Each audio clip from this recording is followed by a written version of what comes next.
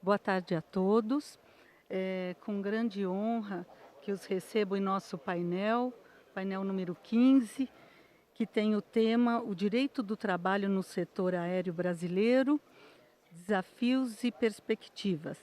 O tema é de altíssima relevância diante das transformações que ocorrem na aviação aérea civil. Além de formas do trabalho, as necessidades prementes pela segurança, eficiência e a proteção trabalhista. Os nossos expositores são os protagonistas, né? E irão enfrentar temas, né, muito relevantes, como a saúde dos nossos trabalhadores, a remuneração, trabalho e perspectivas futuras, trazendo soluções para o setor aéreo. Sejam todos muito bem-vindos, desejo excelente exposição a todos. Eu inicio com a doutora Renata e já faço um aviso a todos. A doutora Renata tem um compromisso em São Paulo, então assim que ela terminar a exposição, nós vamos inverter um pouco a ordem, eu já entrego à doutora Renata o certificado e ela já fica liberada para voar pela Gol. Né, doutora? E vou fazer, então, vou ler um pequeno resumo do seu currículo. A doutora Renata é chefe, é assim que se fala?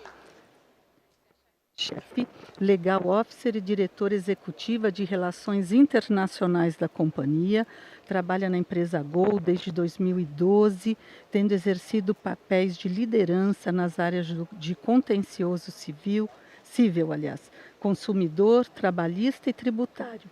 Possui grande conhecimento na área regulatória aeronáutica, possui bacharelado em Direito pela Pontifícia Universidade Católica de Campinas, tem especialização em Direito Tributário, também pela PUC de Campinas, e MBA em Gestão de Negócios pela Fundação Dom Cabral, além de diversas formações em Direito Civil e Tributário. Então, com muita honra, doutora Renata, por favor, se dirija até o público. Só pegar aqui para não cair de novo. Obrigada. Obrigada a você. Boa tarde a todos. Obrigada. Agradeço à desembargadora e a todos os presentes. Bom, eu vou começar aqui minha exposição falando de marcos legais que a gente tem na aviação e os grandes desafios. Eu vou começar pelo fim, para deixar aqui um pouquinho para os senhores uma reflexão, e eu vou ficar muito feliz se caso vocês pegarem essa reflexão e trazerem para o dia a dia aí dos advogados, dos juízes, desembargadores, ministros a respeito do assunto da questão das empresas aéreas. Bom, a gente sabe que é um grande desafio ter empresa aérea neste país. Tanto a Latam, quanto a Gol, quanto a Azul já passaram por um processo de recuperação judicial. Latam saiu, Gol também saiu, a Azul também enfrentando essa questão. E a gente precisa pensar um pouquinho aí em três questões que eu gostaria de colocar e deixar um pouco de reflexão a todos. Que é a questão da segurança jurídica, a questão aí do desequilíbrio econômico-financeiro, não só entre empresas domésticas como empresas internacionais, mas também com relação à própria contratação de pessoas e a questão de rotas, diminuição ou aumento de rotas em detrimento a mudanças que ocorrem não só no legislativo, mas também como no judiciário. Então, trazendo um pouquinho aqui de contexto para todos, né, a aviação é um dos setores mais regulados que existem em todo o mundo. Então, a gente tem uma regulação muito severa com relação à questão operacional e segurança. A Gol, eu posso falar pela Gol, né? A Gol, a segurança é o valor número 1 da companhia e nós levamos muito a sério essa questão de segurança.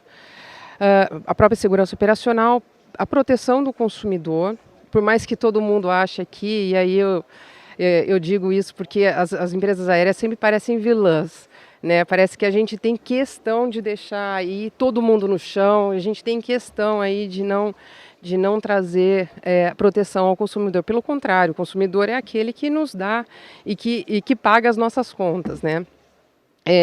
A estabilidade econômica e competição, conectividade e desenvolvimento e a questão da gestão de crise. Nós temos todas as companhias, esse é um ponto que é importantíssimo, é a gestão de crise. Por isso que eu falo da própria segurança. Quando a gente fala de marcos legais, eu queria trazer, além do direito do trabalho, que eu vou falar um pouquinho, mas de 2 marcos legais que foram importantíssimos aí para o setor aéreo, que é a questão da liberdade tarifária e a questão da liberdade de rotas. Esses 2 marcos foram importantes, aí eu trago um gráfico da empresa que traz aí uma questão com relação aos efeitos desse marco regulatório.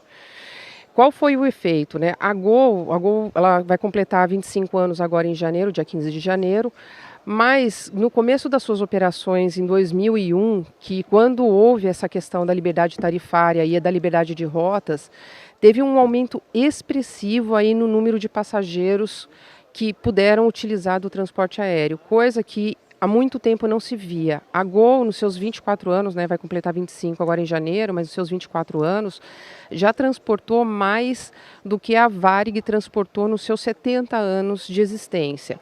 E isso muito em razão dessa questão aí desses marcos legais. E aí, por isso que eu vou trazer a reflexão, mas a gente falar um pouquinho da questão da segurança jurídica, porque existem decisões ainda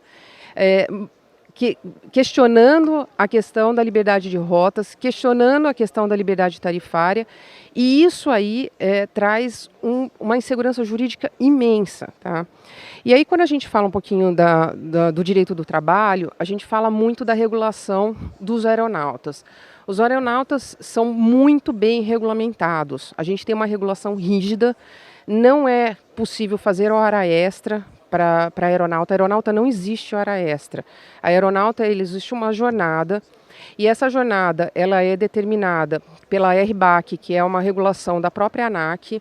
Ela tem toda a regulação do aeronauta na Lei 13.475, mas a RBAC, que determina a jornada, então quanto tempo o aeronauta ele pode ficar, dependendo do horário. É muito complicado você tentar mexer nisso. Por que eu estou trazendo isso à baila agora? Porque, na verdade, existe uma discussão aí com o sindicato a respeito dessa jornada do aeronauta. E a questão da competência da ANAC em regular a jornada do aeronauta. E aí muita discussão se vai com o sindicato que a justiça, na verdade, a Justiça do Trabalho que deveria ser competente para regular essa jornada, mas a ANAC é o órgão competente para que faça a segurança da aviação, com relação à fadiga, com relação a todas as questões de aeronauta. Então, por que o judiciário entrar nessa seara? Por que a gente vai discutir isso nessa seara? Não há porquê. No mundo inteiro, por exemplo, nos Estados Unidos, quem discute essa jornada é o FAA.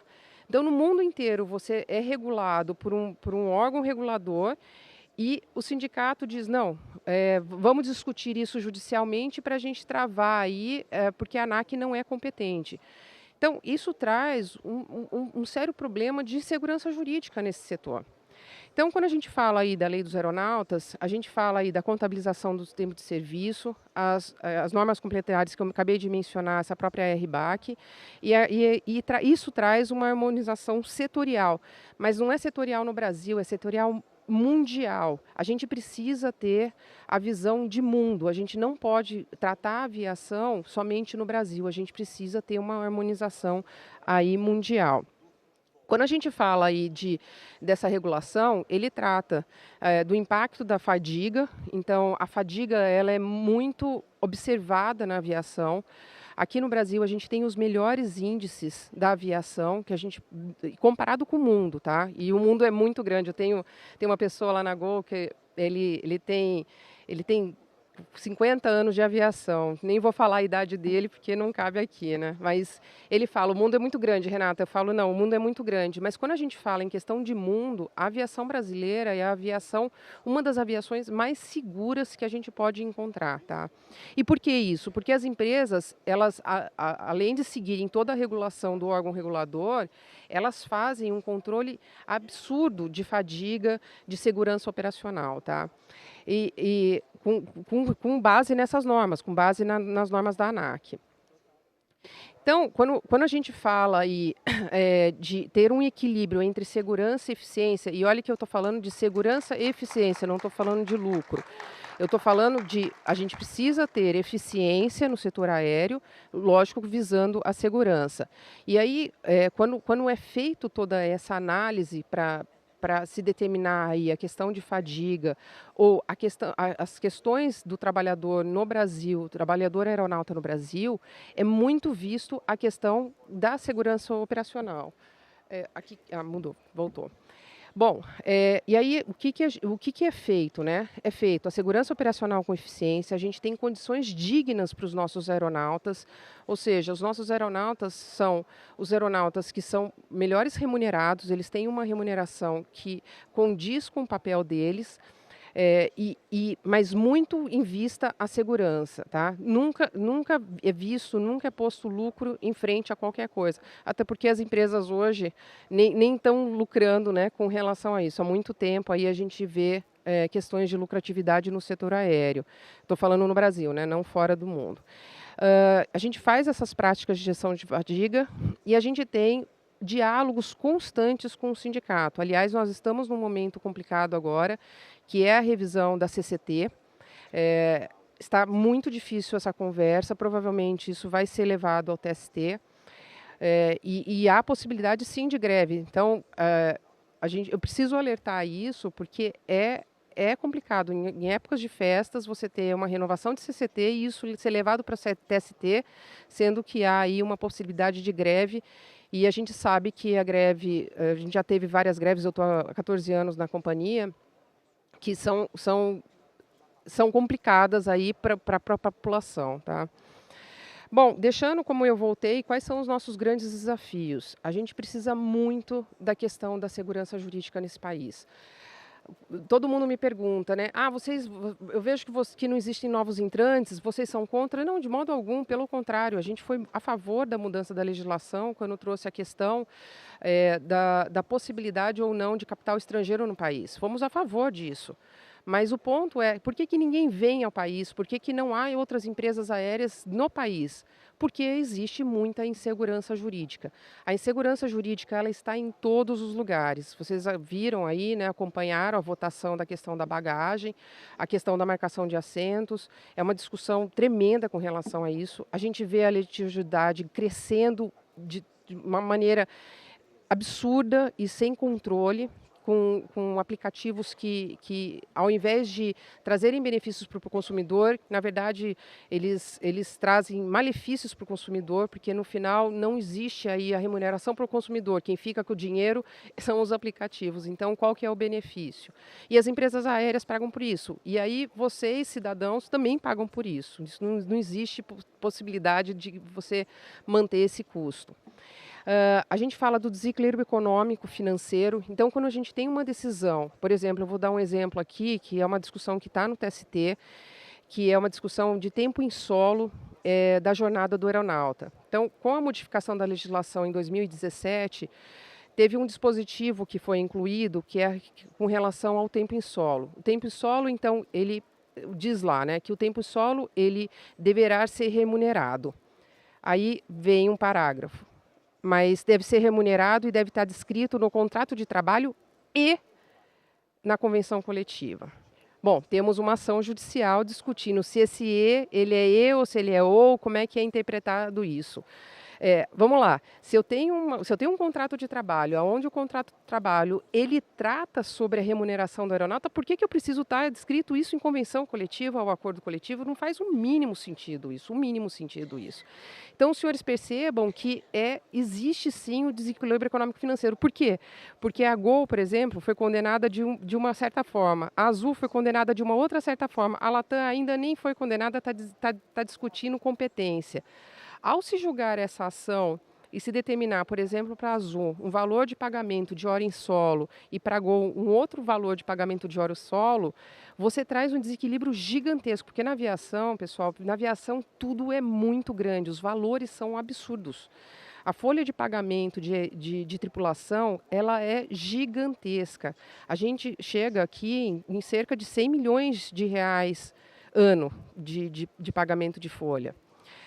Para mais, né, das empresas, dependendo de como você contrata. Então, você traz um desequilíbrio econômico e financeiro entre as empresas. Mesma coisa, outras discussões que nós temos, né? Tem uma discussão agora que a gente está tendo com relação ao pagamento de DSR. E aí eu nem vou entrar em questão se a lei geral ela sobrepõe a lei especial, se a lei especial sobrepõe a lei geral, porque esse é um tema que já está muito discutido. Mas se você tem uma legislação de aeronauta que trata sobre o descanso semanal remunerado, se você tem uma convenção coletiva que trata sobre descanso semanal remunerado, por que o judiciário vai mudar isso? Para mim não faz o menor sentido. E isso traz um desequilíbrio econômico financeiro. E por fim, gente, tudo isso que acontece, todos esses pontos, você traz uma redução de investimentos e contratação de pessoas. Ao onerar as empresas aéreas, o que você traz? O trabalhador vai receber mais, ele precisa receber mais. A empresa vai continuar existindo, a empresa vai continuar investindo, a empresa vai continuar contratando. Então, só para finalizar aqui, meu tempo está acabando também, mas é deixar aqui uma reflexão de que tanto o legislativo quanto o judiciário precisa levar em conta essas três questões: insegurança jurídica, desequilíbrio econômico-financeiro e a redução de investimento e contratação de pessoas. Obrigada.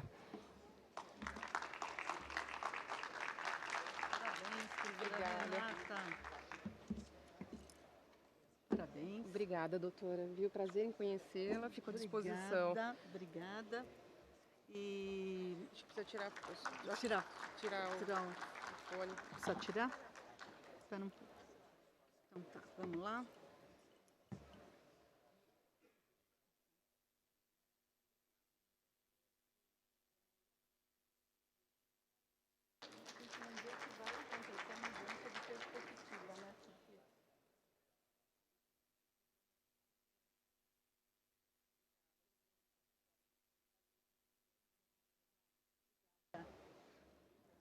Boa viagem, doutora. Obrigada pela explanação.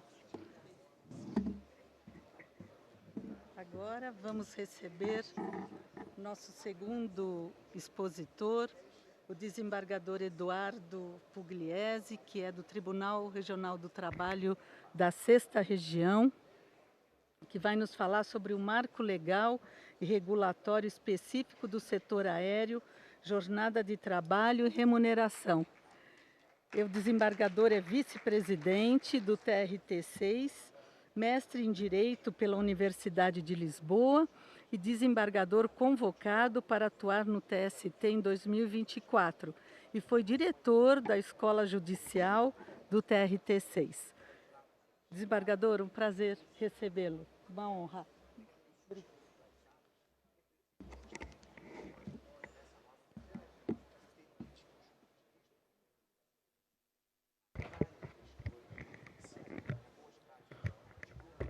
Boa tarde a todos, boa tarde a todas.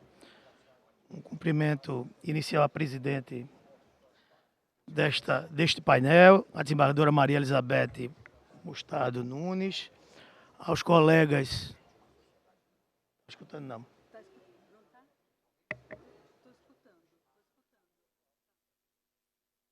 Bom, então renovo meus cumprimentos iniciais.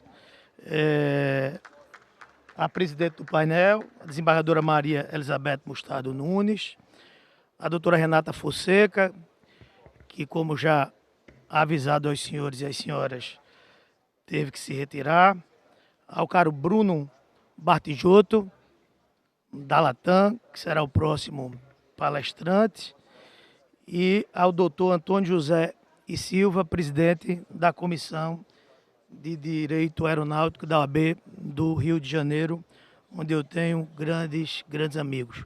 Faço também um cumprimento especial ao ministro Sérgio Pinto Martins, que está observando esse painel. Embora não esteja observando, mas eu faço também um cumprimento especial ao ministro Aloysio Corrêa da Veiga, nosso sempre ministro. E inicio a minha fala dizendo que tanto o ministro Flávio Dino como a doutora Renata Fonseca facilitaram muito a minha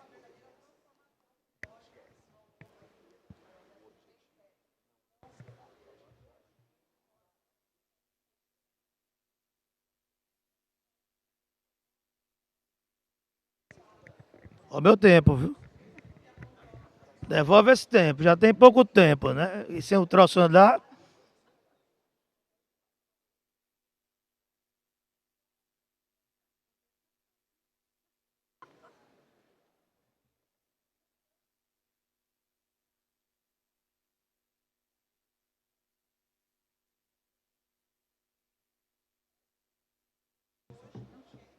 Funciona cá, mas não funciona lá. Aqui tá. E eu ficar olhando para trás fica ruim, né? Se não tiver jeito, a gente faz assim.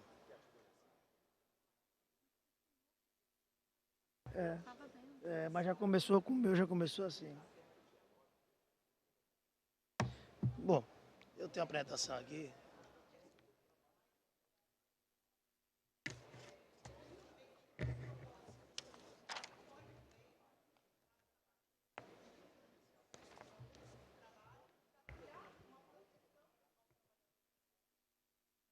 Eu acho que eu vou. Eu acho que eu vou em frente. Não sei.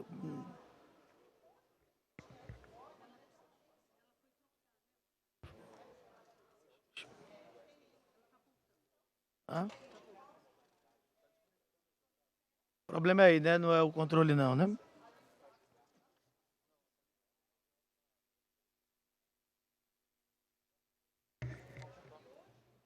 Vai mudar? Vou esperar. Pronto.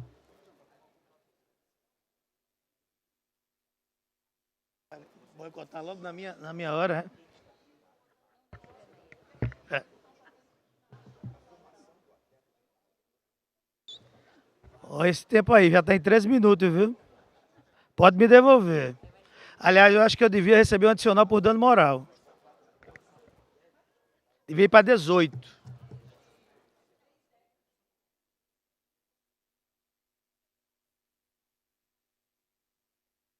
que dá? Oi? Não, tá já. Agora vamos o tempo zero aí. Bota mais 2. Pelo constrangimento ilegal. Bom, renovo os cumprimentos aos colegas de painel. Estava dizendo que o ministro Flávio Dino facilitou a minha vida, quando falou do tema da segurança jurídica, como falou do excesso de regulamentação no país e não ausência. E a doutora Renata também, de certa forma, quando disse que o setor aéreo talvez seja um dos setores onde há mais regulação no mundo. E como o meu tema é exatamente falar do marco legal e regulatório do sistema aéreo, com viés mais processual trabalhista, eu já inicio dizendo que eu não vou falar nem de marco legal, nem de marco regulatório. Eu vou falar, sim, do conflito existente entre esses parâmetros legais e regulatórios. Que eu acho que esse é o verdadeiro problema desse sistema, né? A convenção coletiva, a lei em estrito sensu, a lei em lato sensu, há todo tipo de norma regulatória nesse modelo de negócio. Inclusive leis recentes, como a 13475, que é a lei do aeronáutico. Como o painel ele está amplo e ele está, sobretudo, com especialistas na matéria, muito mais do que eu vou me limitar especificamente a falar do viés da jurisprudência, tanto dos tribunais regionais e especialmente do Tribunal Superior do Trabalho, que recentemente, né, ainda na presidência do ministro Aloysio, editou 2 temas que estão lá na tabela de temas votados no ano de 2025, e especificamente relacionados ao setor aéreo, que é o tema 129 e o tema 179. A regulamentação tem uma tabela aí que os senhores podem ver, da matéria vem desde 1925, né? Há uma sequência gigantesca até a criação da ANAC, mas o que é importante para a gente é parar no ano de 2017, mais especificamente a Lei 13.475, que, se os senhores perceberem, ela tem uma particularidade. Ela nasce menos de 2 meses após a vacância, ainda não era vigente, mas nasce menos de 2 meses após a reforma trabalhista de 17, que foi a 13.467. Se nós considerarmos a vigência da reforma trabalhista e a vigência da 13.475, elas vão chegar juntas no ano de 2007, no mês de novembro, mostrando inclusive a preocupação do legislador de regular essa matéria, esse setor, esse segmento, juntamente com a regulamentação e a reforma da nossa CLT. Então, não há dúvida que hoje a ausência de norma, seja coletiva, seja em estrito sensu, seja em lato sensu, não é um problema deste setor. Eu penso, e no final falarei melhor, que a grande dificuldade, que gera inclusive a insegurança jurídica, é de que modo essas normas são interpretadas pelo Poder Judiciário. Ora, há conflito entre a CLT e a 13475, ora, há conflito entre convenções internacionais e a própria CLT, ora, há conflitos, como acabou de falar a doutora Renata Fonseca, entre normas coletivas e a própria Lei 13.475, e isso, evidentemente, gera uma insegurança jurídica gigantesca e dificuldade, inclusive, para os tribunais, em especial o Superior do Trabalho, para regulamentar do ponto de vista judiciário esta matéria. Eu vou trazer, eu vou adiantar um pouco, que o tempo é curto, mas eu vou trazer, estava comentando agora com o ministro Sérgio Pinto Martins, a visão do TST, eu estou com dificuldade de ler aqui, vou me reposicionar, sobre 4 temas recorrentes, são decisões recentíssimas, uma da Lavra e da relatoria do ministro Amaury, outra da Lavra e da relatoria do ministro Alexandre Ramos, outra do eminente e querido amigo desembargador ministro Sérgio Pinto Martins, e uma última do ministro Cláudio Brandão. Todas têm em comum uma necessária interpretação diante de um conflito entre 2 fontes do direito. Cada uma delas trata de uma matéria específica do setor, mas em todas elas o TST teve que optar por uma das normas a ser aplicada ao caso concreto. Isso não tem sido diferente nos tribunais regionais do trabalho, como no meu, o Tribunal da Sexta Região. Percebam que neste mês de novembro mesmo, é uma decisão de 4 de novembro, o ministro Amaury Rodrigues, ao decidir a questão do adicional noturno para o trabalho em solo, ele se deparou a um conflito existente entre a Lei 7.183, a própria Constituição Federal e a própria CLT, e teve que fazer a sua opção. O que disse ele? A ementa diz que é recurso de revista, adicional noturno, aeronautas, pagamento das horas de trabalho em solo. E como é que ele fundamenta na ementa o seu voto? Esta Corte Superior possui um entendimento pacífico de que a Lei 7.183, né, em razão dos fatos serem ainda desta norma, que regulamenta a atividade dos aeronautas, não exclui a obrigação do empregador de pagar o adicional noturno referente às horas trabalhadas em solo, nos termos do artigo 7º, 9º da Constituição Federal e 78 da CLT. O que houve aqui, no que se refere a essa matéria específica? Conflito entre normas, cabendo ao TST fazer a sua opção. E a opção aqui foi pela CLT, embora se trate de uma norma geral e não uma norma específica, como é a 7.183/84, o que aparentemente seria um desrespeito à Lei de Introdução às Normas do Direito Civil, mais especificamente o artigo 2º, parágrafo 2º. Decisão recentíssima de uma matéria que, embora aparentemente madura, mas ainda suscita algum debate, que o TST optou por aplicar a lei específica a lei geral a essa matéria.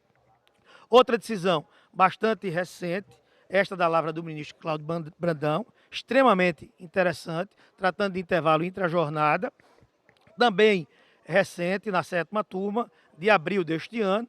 Ele diz que o intervalo intrajornada para repouso e alimentação da categoria dos aeronautas, regulado pela Lei 7.183, que trata de disposições específicas, a inaplicabilidade das normas gerais e reconheceu a transcendência jurídica.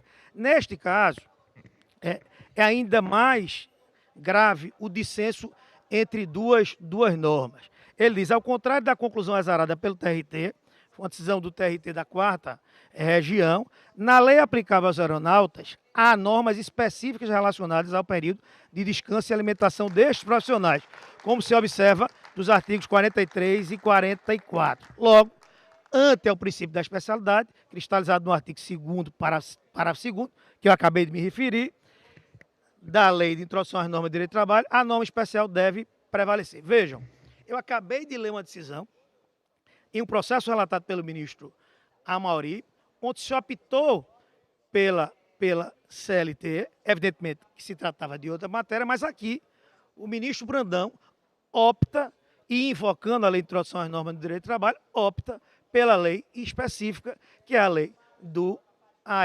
aeronauta. Ainda nessa linha, indo em frente, aqui a gente já vem tratar da questão da norma coletiva, né, do dissenso entre norma coletiva e lei em sentido estrito. E aqui, por coincidência, meu caro ministro Sérgio Pinto Martins, trago uma decisão também recente de Vossa Excelência, em atuação na 8ª turma, uma decisão de setembro, final de setembro deste ano, onde se discute a substituição do adicional de periculosidade por um abono assegurado em norma coletiva. E qual foi a opção aqui da 8ª turma, seguindo a unanimidade, o voto relatado pelo ministro Sérgio Pinto Martins? Foi a aplicar o artigo 611-B da CLT, dizer que se trata de direito indisponível e negar a vigência, ou melhor, declarar nulo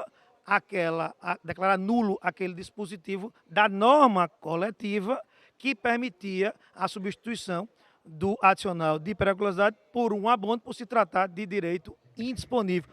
Outro conflito, né? Marco regulatório excessivo, né? Diversas normas, mas um conflito entre norma coletiva e Constituição Federal, e aqui, evidentemente, optou o TST por utilizar o artigo 611-B da CLT.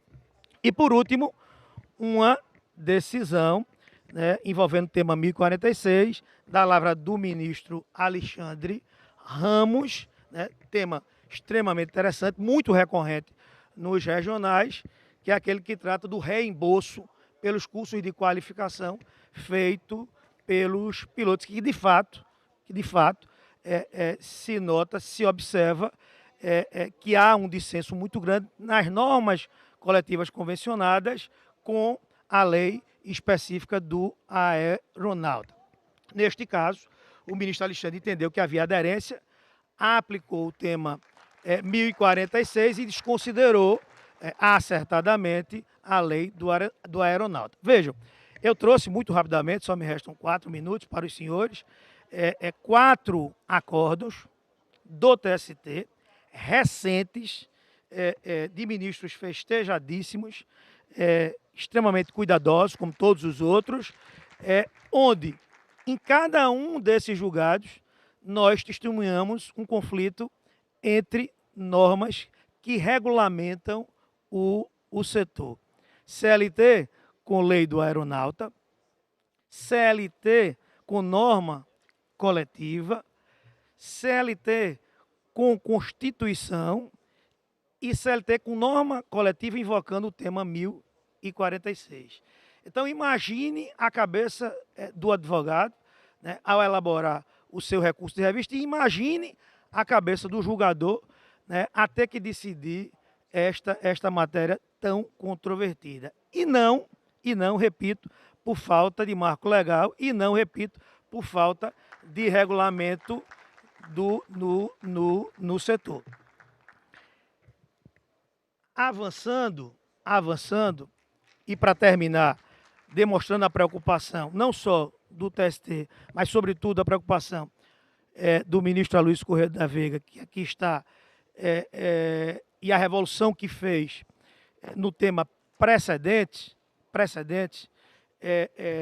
no pouco tempo que esteve à frente da presidência do TST, teve o cuidado de levar ao plenário 2 IRRs de reafirmação de jurisprudência, ou seja, as 8 turmas já entendiam dessa forma, o que fez construir na tabela de recursos repetitivos o tema 129 e o tema 178. E vejam, eu tive cuidado de fazer uma análise em quase todos os regionais do país envolvendo esses 2 temas.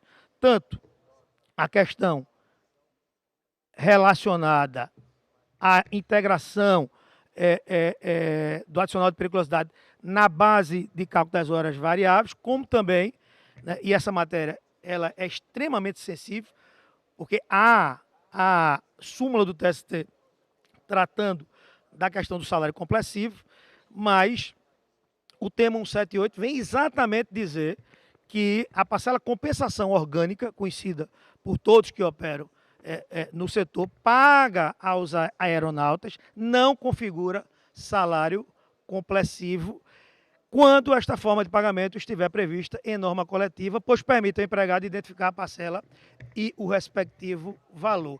Aqui, inclusive, né, em caráter excepcional, né, fazendo um distinguish, saindo da aplicação convencional e pacificada da súmula 9.1 e dizendo que, neste caso, né, essa compensação orgânica ela foi destacada, né, da remuneração do aeronauta e identificada. Não é uma parcela global, que ela é juntada com o salário e com outras vantagens percebidas pelo aeronauta.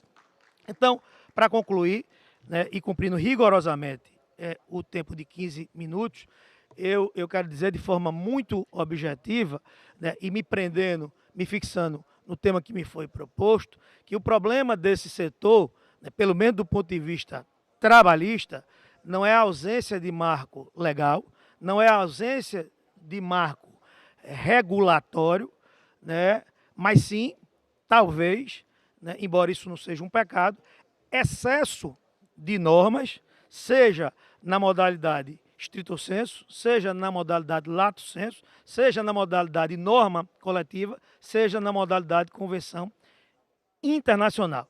Então, o que se precisa fazer é uma concertação hermenêutica para interpretar, utilizando, né, todos os valores, todos os princípios, todas as regras de direito, de modo a encontrar um ponto de convergência entre o empregador e o empregado. E lembrando sempre que estamos no setor onde a segurança, e agora eu estou falando não a segurança jurídica, mas a segurança stricto sensu, ela salva vidas e precisa ser devidamente protegida com muita responsabilidade e com muito cuidado. Muito obrigado.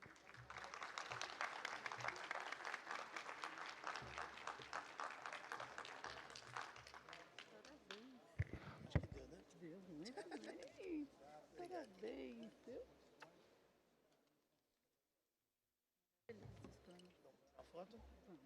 Tira foto? Tira foto ou só o final? Só o final? Ah, ela está aqui. Vamos. Então, Porque a doutora ela ia viajar, né? isso, ela ia viajar. Não, mas vamos tirar. Já estamos aqui, vamos tirar. Quer já um certificado? Eu vou ficar aqui até o fim. Vai ficar até o final, então no final nós damos. É porque a doutora ia viajar, né? Eu esqueci. Então vamos deixar é. pro final. Deixa pro final. Deixa pro final? Quer tirar logo a nossa? Vamos que eu boto no Ela quadro desistiu. Vamos lá. Bora? Você pode tirar nossa foto?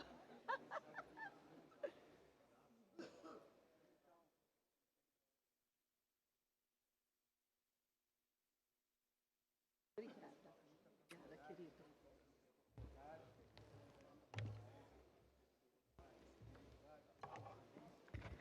Como dissemos no início, né? Estão ouvindo? Estão me ouvindo? Estão, né? Sim. Realmente o tema é muito relevante, muito importante e até nos assusta, né? Em termos do julgador, do advogado, do trabalhador e da empresa entender como pode ter tanta divergência e, ao mesmo tempo, tanta normatização, né? Quer nacional, internacional, com temas, Constituição, CLT, lei própria, lei nova agora, né? Mas é isso, vamos seguir em frente.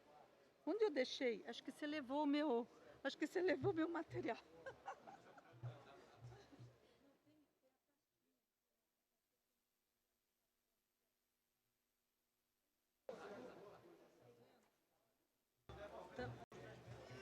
Não.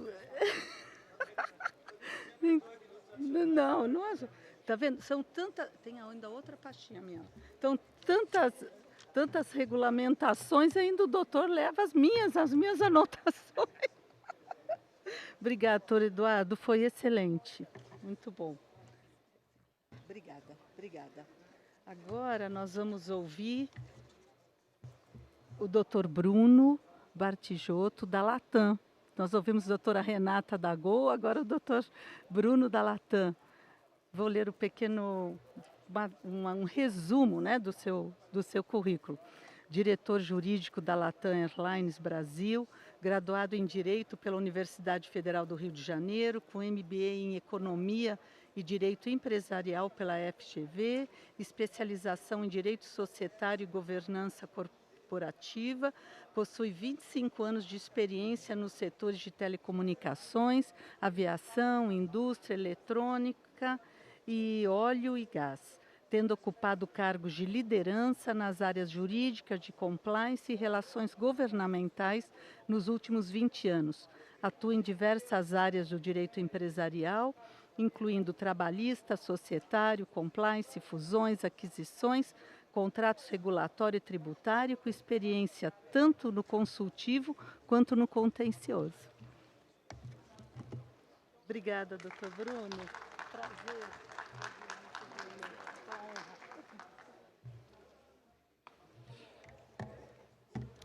Boa tarde a todos. Doutora Maria Elizabeth, um prazer enorme. Obrigado pelo seu tempo aqui conosco. Desembargador, ministros, magistrados, de uma forma geral, um prazer estar aqui com vocês. E antes de começar a minha apresentação, eu gostaria de dar um depoimento, e na verdade são dois depoimentos. O primeiro é como é difícil estar assistindo esse congresso, porque de um lado eu estava vendo plataformas de petróleo com as quais eu já trabalhei, do outro lado inteligência artificial, que é um tema que também é necessário. Então é uma dificuldade para quem está assistindo selecionar o que vai ver. E o segundo comentário, a segunda constatação que eu gostaria de fazer é como é inspirador ver magistrados como o ministro, como os desembargadores que aqui estão conhecendo do setor. É muito difícil falar depois da sua fala, desembargador, muito difícil falar antes do doutor Antônio da OAB também, porque ele tem uma história na aviação que pessoalmente eu não tenho, eu sou praticamente novo aqui, e também dentro de todo esse contexto. E, desembargador, eu teria o maior prazer de conceder 2 minutos ao senhor, 5 se fossem, e tudo bem. Eu não vou entrar muito no detalhe, vamos de novo discutir regra geral e regra específica, a complexidade que foi comentada aqui, tanto do ponto de vista de segurança jurídica e da segurança também dos nossos tripulantes, passageiros, consumidores, é fundamental. Mas eu entro aqui na regra especial para os aeronautas. Eu vou passar esse slide logo para não me prender a discutir a legislação especial se sobrepõe ou não sobre a geral. O que nos traz de preocupação? Essa flexibilização, e eu vou trazer um caso concreto de um aeronauta, e aí os aeronautas, para lembrar, não são empregados que são hipossuficientes, são empregados que um comissário recebe algo em torno de 9, 10 mil reais, um copiloto talvez 25, 30 mil reais e um comandante chegando a 40 e poucos mil reais, se for um comandante de wide body, que são os aviões de 2 corredores, até um pouco mais que isso. Então nós temos uma situação, um privilégio, porque lidamos com a segurança das pessoas, mas também um ônus de ter algo em torno de 4.500 diretores na companhia. E o que eu vou trazer é um caso muito específico, relacionado à competência territorial da Justiça do Trabalho e o Fórum Shopping. E, portanto, uma discussão de seleção de foro, do Fórum Shopping. Vamos passar um pouco, porque eu acho que a gente pode ir direto ao caso, e eu não vou me detalhar em questões técnicas, mas o caso que eu queria trazer para a nossa reflexão, e nós temos vários casos desse tipo, e isso vem acontecendo de maneira bastante recorrente, ele não discute tão conceitualmente, doutora Maria Elizabeth, o conceito técnico-jurídico, que já ficou muito claro da complexidade do setor. Ele traz uma questão muito mais prática e pragmática aqui, que é o fato de um aeronauta que inicialmente foi contratado em São Paulo, em algum momento o contrato de trabalho dele foi transferido para a Praça de Brasília, ele mora em Recife e ajuizou uma reclamação trabalhista em Minas Gerais, em Confins, sobre o argumento de que dentro da carreira dele ele passou pelaquele aeroporto. Então é uma situação mais processual, algo mais a ver com o tipo de restrições, mas me traz preocupações. Primeiro, porque no caso específico de Confins e de Pedro Leopoldo, percebeu-se um incremento no custo e nas condenações do processo. A empresa entende que não é que não deva existir processo, mas o ponto é que até porque a interpretação é difícil, nós fazemos o máximo possível para uma população que não é hipossuficiente, está absolutamente regular, mas como vimos aqui, 4 decisões, sentidos diferentes e estamos todos aprendendo a corrigir o que nós temos hoje. E nós vamos evoluir juntos. Mas esse é um caso que chama muito atenção, porque o que nós chamamos de ticket médio de condenação aumenta muito em cenários como esse. E esse cenário ele para mim é gritante, de certa forma difícil explicar.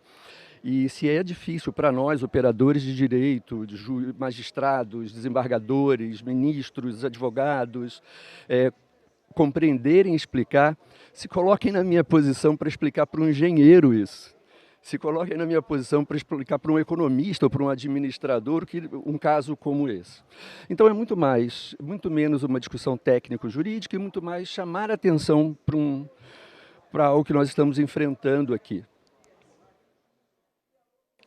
Bem, a questão de previsibilidade e isonomia. Eu trago um pouco a definição de Fórum Shopping. Eu acho que esse é um termo que ainda não está totalmente difundido, mas o que a gente está discutindo é basicamente a competência territorial. E nós temos aí jurisprudências, mais uma vez, conflitantes, e eu trago aqui só para fins de apresentação mesmo. E é um momento em que nós temos uma discussão no Tribunal Superior sobre essa matéria. Então, o domicílio do empregado no debate, em debate no TST, ele será julgado de um outro setor.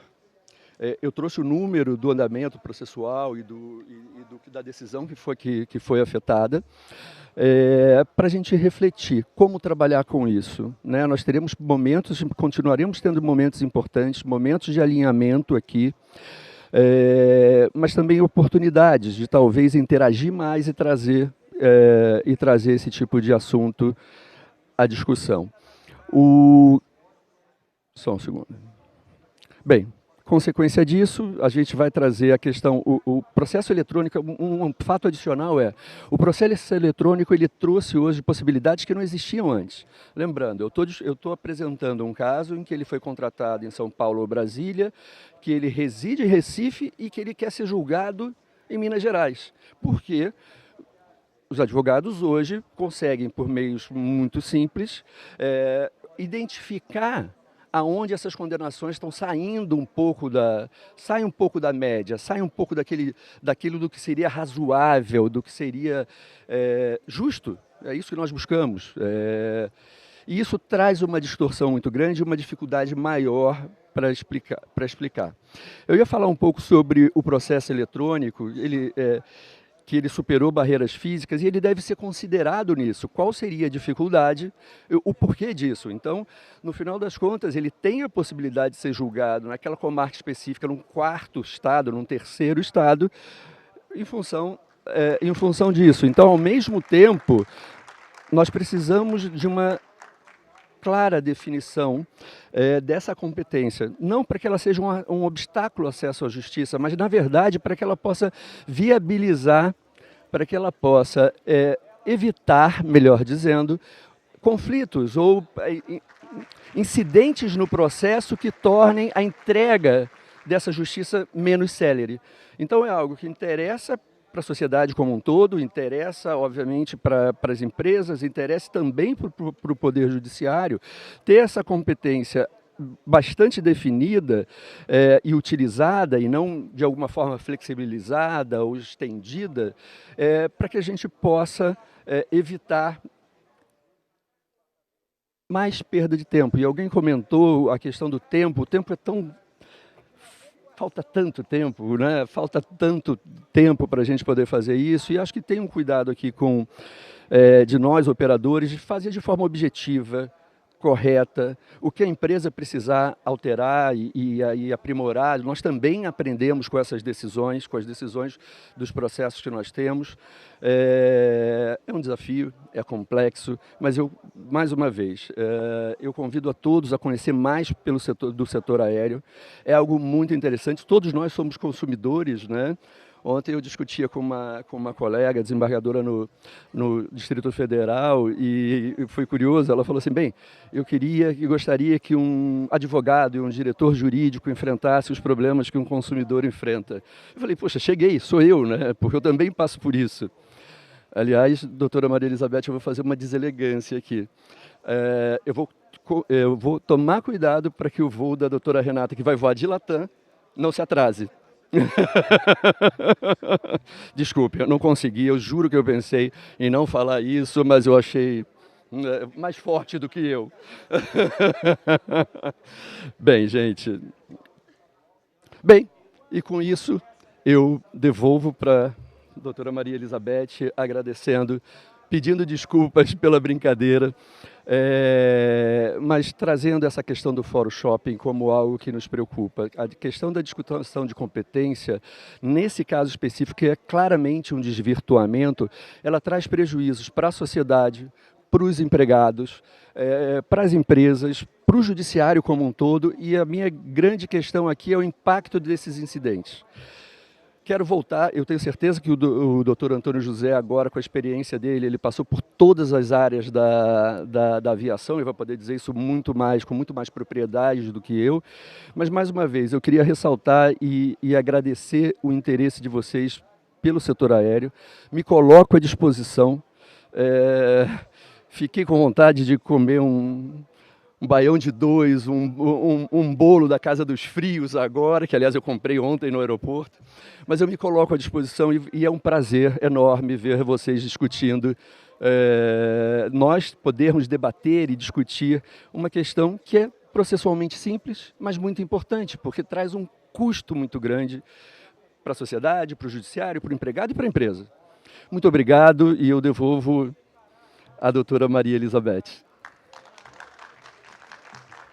Foi um prazer, doutor. Um prazer. Agradeço muito as suas palavras. E nós também, como julgadores, nós também enfrentamos todos esses problemas, todas essas angústias.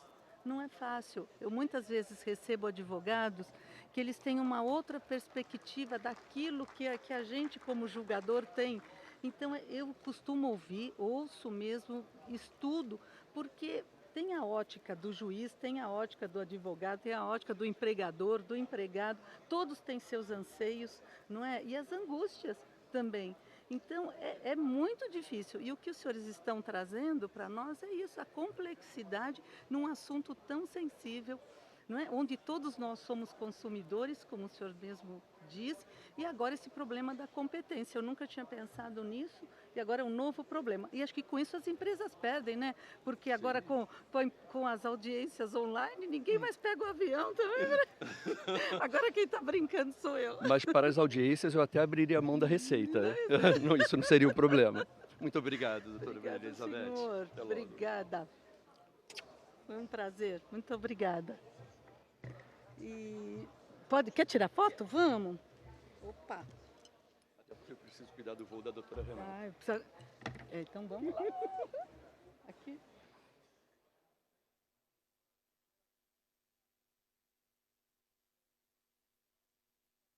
Muito obrigado mais uma vez. Obrigado, senhor, doutor. E queria registrar que é uma honra para nós termos aqui na plateia nosso ministro querido de São Paulo, ministro Sérgio Martins, que veio proveniente do nosso TRT, da 2ª região. Estou vendo lá embaixo o doutor Álvaro, nosso desembargador do TRT, e toda a nossa plateia aqui, uma honra para nós. E vamos para o nosso último expositor, o doutor Antônio José Silva, da CDAEA, OAB do Rio de Janeiro. E vou ler o currículo do senhor, um resumo, né? É doutorando e mestre em Administração Pública pelo Instituto Brasileiro de Ensino, Desenvolvimento e Pesquisa, IDP. Possui 3 pós-graduações em Segurança de Voo, Aeronavegabilidade, continuada pelo Instituto Tecnológico de Aeronáutica da ITA, em Direito Imobiliário pela PUC do Rio de Janeiro, e em Responsabilidade Civil e Direito do Consumidor pela Universidade Estácio de Sá do Rio de Janeiro. É presidente da Comissão de Direito Aeronáutico, Espacial e Aeroportuário da OAB do Rio de Janeiro, tanto no Conselho Federal de 2019 a 2021, quanto na subseção Barra da Tijuca. Diretor do Instituto Brasileiro de Direito Aeronáutico, atualmente atua como comandante de aeronaves de Airbus A319, A320 e A321. Possui curso de Compliance e Ética da Universidade de Amsterdã. É CEL da AJS Aviation Solutions. Um prazer, doutor Antônio. Muito obrigada. Obrigado, prazer, doutora. Prazer. Muito obrigado. Obrigada. Uma honra para nós tirar. ouvirmos a sua exposição. Muito bom, obrigado. Obrigada.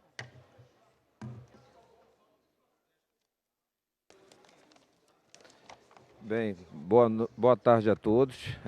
Inicialmente, eu quero deixar meus agradecimentos pelo convite, pelo 4º Congresso Nacional e o 2º Congresso Internacional de Magistratura do Trabalho. É uma honra estar nessa mesa, presidida pela desembargadora Maria Elizabeth Mostardo Nunes, ombrear também essa mesa com a doutora Renata Fonseca, desembargador Eduardo Pugliese, que eu quero fazer uma saudação. O senhor teve a sensibilidade e a percepção do que é o direito aeronáutico hoje, tangenciando o direito do trabalho. Isso é muito difícil para os magistrados. Eu tenho participado de congressos e palestras em escolas de magistraturas em todos os estados da federação, e é difícil a gente perceber dentro da magistratura essa percepção, e quero deixar meus parabéns ao senhor por ombrear também essa mesa com o doutor Bruno Bartigiotto, e não poderia deixar de saudar o ministro Sérgio Pinto Martins. Acho que eu já li, né, dezenas de livros do ministro, eu sou um grande fã, e ter o senhor aqui na plateia me deixa muito emocionado. Muito obrigado. Bem, as minhas palestras, elas são um pouco provocativas na aviação, porque eu gosto de tirar as pessoas da zona de conforto, porque eu levo muito a sério a aviação civil. Apesar de vocês perceberem que eu tenho um viés na administração pública, no direito regulatório, no mestrado, no doutorado, um viés jurídico, mas eu também vivo a aviação civil desde 1989. Eu entrei na Varig como ajudante de mecânico. Fui mecânico, técnico de manutenção, inspetor de manutenção, comissário de bordo, copiloto de 737-200, 300, 400, em Brasília, copiloto de Airbus, copiloto de Airbus 319, 320, 330, e já sou comandante há 14 anos. Então, essa visão operacional me faz levar a aviação muito a sério, principalmente nos desafios que a gente tem nesse evento. E eu quero deixar registrado que hoje repousa sobre os nossos ombros uma responsabilidade muito grande, porque além de falarmos sobre o direito do trabalho, e o desembargador teve essa percepção de unir as normas laborais com a convenção, perdão, com a Constituição e com as convenções e tratados e acordos internacionais, tudo que eu direi aqui, sem exceção, eu me preocupo com segurança. Então, é importante dizer, eu vou trazer 3 pilares aqui, são a fadiga como risco regulado, a regulação responsiva. Aí é um pouco de ousadia falar de regulação responsiva, mas eu quero dizer como se trata essa norma hoje, a intervenção estatal sobre o regulado através da regulação responsiva, que foi tese do meu mestrado e do meu doutorado, e as antecipações normativas do que tem por vir aí na aviação, principalmente nas aeronaves remotamente tripuladas. Bem, a singularidade do setor aéreo. É importante dizer que hoje nós temos o tempo de descanso e o tempo de voo. Eles não são apenas cláusulas contratuais. A gente tem que deixar essa semente da primazia da realidade. Vários fatores atrapalham com que essas cláusulas sejam cumpridas hoje. Seja a falta de infraestrutura aeroportuária, porque, senhores, o nosso descanso ele termina 12 horas após cortar o motor. E a gente começa a trabalhar 45 minutos antes de decolar. Em 12 horas, quando eu paro numa remota de um aeroporto grande, até desembarcar todos, não tem van para buscar os tripulantes. O engarrafamento na rodovia, e esse nosso descanso já está contando. Então, deixa essa semente da primazia da realidade dentro do direito aeronáutico, porque estamos falando de segurança. E aí eu deixo também uma ideia, que a gente consiga formar um microsistema jurídico aeronáutico, através do direito do trabalho, da ciência da fadiga, baseado na lei laboral 13.475, no RBAC 117, e eu vou falar bastante sobre esse RBAC, e eu acho que eu vou cumprir aqui o que foi pedido, né, que é falar sobre o jornada de trabalho, complexidade, deixar a minha percepção sobre o setor, falar sobre tecnologia e inovação e as soluções para o nosso setor. Existe uma linha hermenêutica muito predominante, que é a sistemática, como eu falei, da interpretação da CLT, como o desembargador Eduardo mencionou, alinhada à Constituição e às normas internacionais de trabalho. Nós temos, desde 1919, convenções sobre a aviação civil, porque, como foi dito aqui pelos colegas anteriores, é um dos direitos mais regulados do mundo. Então, o que eu faço hoje como piloto, lá na Sibéria, outro piloto está fazendo a mesma coisa. A forma que eu aproximo, a fraseologia, o meu descanso tem que ser igual, porque a gente precisa falar a mesma língua, senão existem conflitos, e para isso que existem normas, e principalmente depois da Segunda Grande Guerra, que a aviação tinha um fim de militarismo, de vigilância, e passou a ser usada de forma comercial, a gente necessitou da existência dos tratados. E vejam, a Organização Internacional da Aviação Civil foi fundada em 1944. Hoje nós somos 193 países signatários. O Brasil é do grupo 1 e a gente muitas vezes não tem alinhamento, principalmente nas questões laborais, com o que é feito no mundo. Então eu trouxe esse conjunto de engrenagens aí para que a gente consiga montar, mas esse acoplamento não pode ser feito de uma forma grosseira. Na minha opinião, essas engrenagens precisam funcionar como um relógio suíço.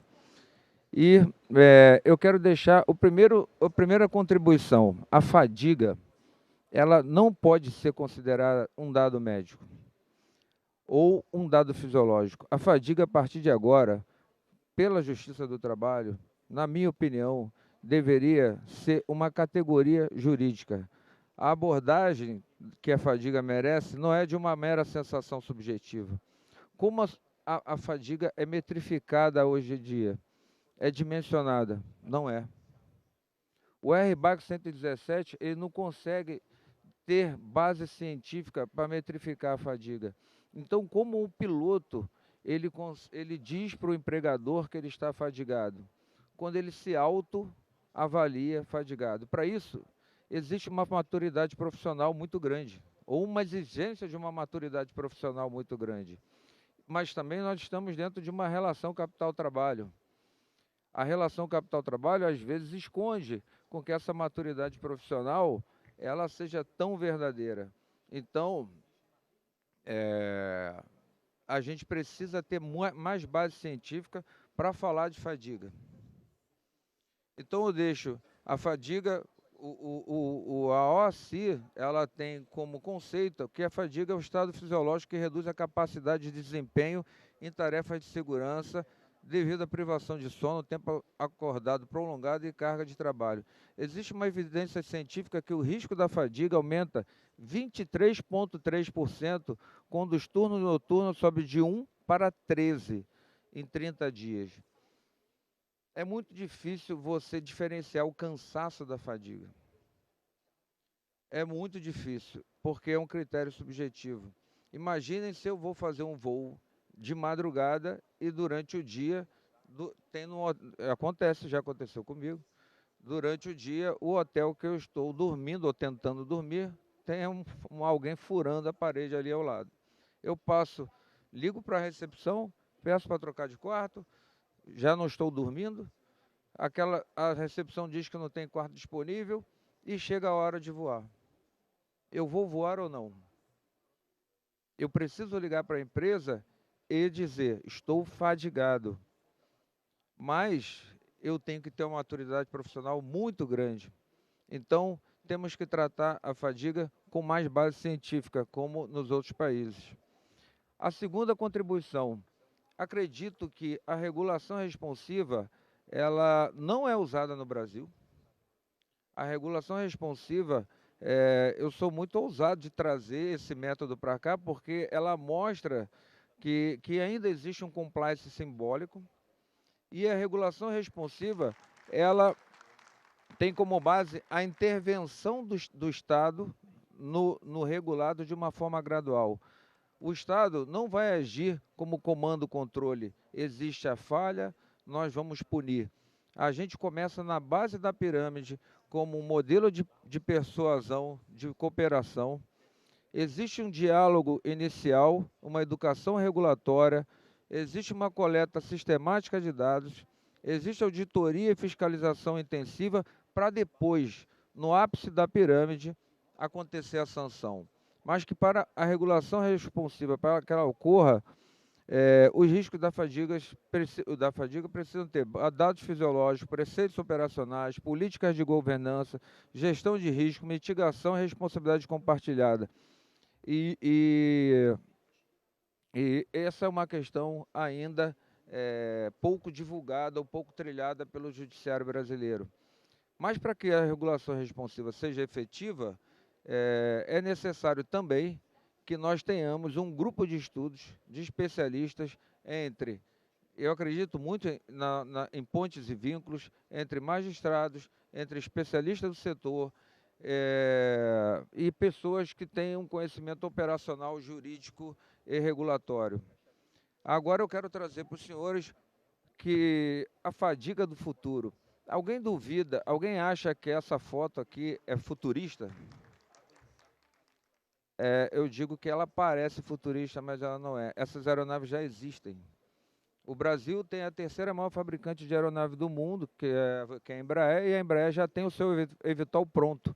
Eu participo muitas vezes de conselhos consultivos, porque o que falta botar essa aeronave para voar são os corredores e o gerenciamento de tráfego aéreo. Então, essa aeronave, essa demanda cairá sobre o colo dos senhores. Só que nós não estamos falando de uma fadiga física, nós estamos falando da fadiga cognitiva, que é a redução da capacidade mental e vigilância por sobrecarga de estímulos e por atenção prolongada. Eu vejo muita gente, mas muita gente falando, olha, hoje os pilotos, eles trabalham muito menos porque eles só apertam botões, né? Os aviões, eles têm uma automação muito elevada, então os pilotos não trabalham tanto como no passado. Eu quero mostrar para os senhores que essa sobrecarga de estímulos e essa atenção prolongada, ela cansa muito mais, ela fadiga muito mais do que uma operação física, porque nós monitoramos o tempo todo mais de 100 sistemas operacionais em funcionamento. Então, eu deixo como propostas concretas o estabelecimento de métricas objetivas para o monitoramento contínuo da fadiga operacional, a verificação sistemática da conformidade entre escalas programadas e repouso fisiológico, porque as escalas não podem ser feitas por algoritmo sem um critério métrico de fadiga, os canais de contestação, ou seja, precisamos de mecanismos transparentes para que aeronautas possam reportar situações de fadiga sem retaliação e as janelas de recuperação. Períodos cientificamente comprovados para a restauração das capacidades cognitivas e físicas. Volto a dizer, magistrados, é muito difícil dimensionar esse tipo de comportamento. E nós estamos falando de políticas públicas, nós estamos falando de preservação de vidas humanas, nós estamos falando de incolumidade pública, estamos falando de segurança de voo. Então, essa é a aviação do futuro, marcada por eVTOLs, drones e principalmente corredores digitais. Isso já existe. Em breve, essas demandas estarão sendo julgadas pelo Judiciário Trabalhista. Esses são os nossos desafios, né, das cargas cognitivas, das jornadas fragmentadas. Estou andando rápido para cumprir o tempo. E deixo, desembargador, essa proposta de um grupo permanente de especialistas. Como dizia Celso Antônio Bandeira de Mello, do ponto de vista da administração pública, a adoção de normas proporcionais ao risco, expressão de razoabilidade é indispensável. Então, que exista esse grupo de especialistas no judiciário, que tenhamos novos paradigmas hermenêuticos e que tenhamos um perfil técnico progressista. Esse é o comparativo internacional, né? O que acontece hoje nos Estados Unidos, o que acontece na Europa, o que acontece no Brasil. Os Estados Unidos já têm bases científicas obrigatórias, reavaliação periódica de riscos, e a gente tem um RBAC em implementação, que a própria última Assembleia da ICAO, a Assembleia 42, mostrou, através de working papers, que já existe um segundo estudo de fadiga em desenvolvimento, ou seja, ainda não estamos trabalhando dessa forma. Eu deixo as vantagens que teríamos com a existência desse grupo. A redução de ocorrências, diminuição de acidentes relacionados à fadiga através da gestão científica de riscos, as decisões técnicas, os magistrados, eles teriam fundamentações de sentenças através desses dados, a previsibilidade, segurança jurídica para empresas e trabalhadores, ou seja, é o famoso ganha-ganha, né? E a liderança internacional. O Brasil sairia de uma forma pioneira, com um trabalho inédito através da Lei do Aeronauta, do RBAC 117, dos monitoramentos de fadiga e aplicando a regulação responsiva. Eu acredito muito na regulação responsiva. E eu sempre fecho minhas palestras com o agora saudoso Papa Francisco dizendo apenas os que possuem, que possam dialogar, podem construir pontes e vínculos. Muito obrigado. Acho que eu cumpri meu tempo. Obrigado.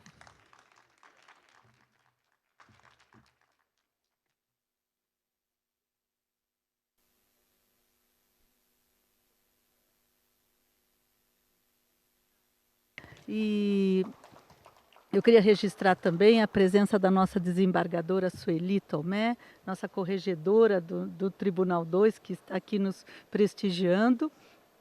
Foi uma honra para mim ter presidido esse painel. Aprendi muito com a experiência, o conhecimento e a vivência que os senhores nos transmitiram, porque isso é muito importante, porque a teoria é uma coisa, mas a prática é outra. Essa preocupação toda com segurança e, ao mesmo tempo, não se tem essa preocupação com a fadiga. Quer dizer, a gente também, como consumidor, que a gente já entra num avião com medo, porque é muito difícil os que não têm, mas meu filho, né? Só que acho que eu conheço que não tem medo, porque todos nós temos aquele ressentimento, né? E saber que a gente nunca pensa nisso, exatamente, que o piloto está passando por isso, ele não conseguiu dormir, ele não conseguiu repousar, né? E essa preocupação toda. Então, olha, eu quero agradecer. Hoje, agora, eu saio daqui uma outra pessoa, com uma outra visão. Eu prometo para os senhores, eu vou olhar, sabe, quando eu tiver um caso de aeronauta, eu vou olhar com outros olhos. Sabe, eu nunca tive ideia assim sabia que claro, a gente sabe dos problemas, da complexidade, mas não com essa profundidade. Então eu agradeço, eu aprendi muito e espero que todos tenham também aproveitado e aprendido muito e isso vai mudar minha vida e minha forma de julgar. Obrigada a todos.